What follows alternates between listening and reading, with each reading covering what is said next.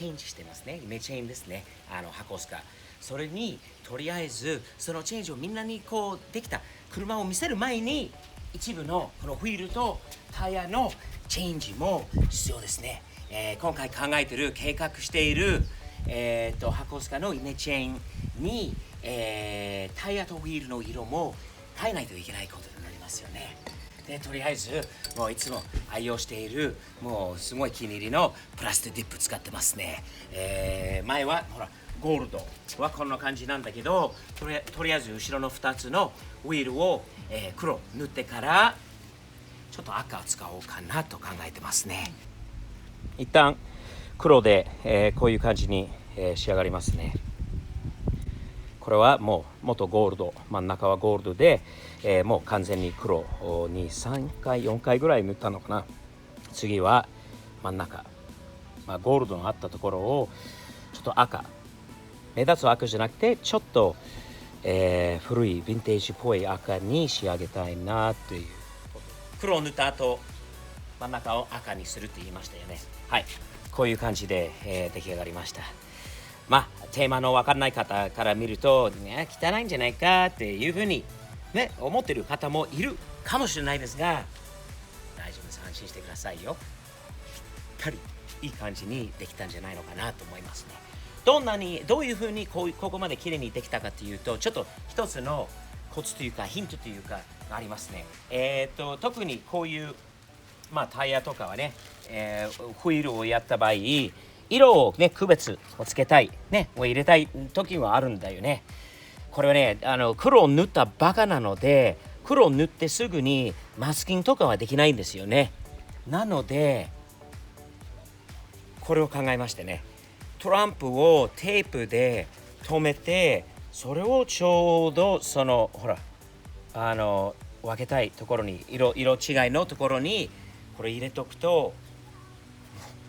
意外と簡単にシンプルにでペンキも剥がれないしもうほぼ完璧。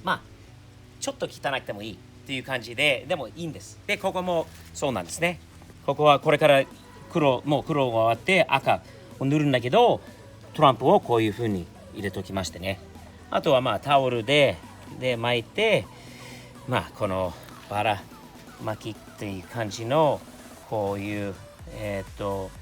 塗り方をすればあっちと同じ感じにできるのかなと思いますね。一回塗った後赤で軽くもうバラ巻きっていうんですかね、バラ巻いて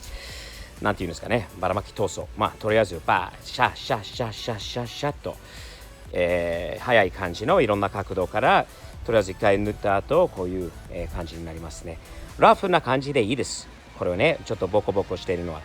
今のデザインにこれで合うんじゃないかなと思うので外れたらごめんね許してね。でもプラスチックジップのいいところはやり直しも効きますね。こういう感じだったんですね。上にタオル巻く前にトランプがありますね。そのトランプの作り方結構気に入りましたね。プラスチックディップやるにはこういうふうにトランプを合わせてテープで留めておけばものすごい感じに簡単にこの辺で、ペンキがね、できますね。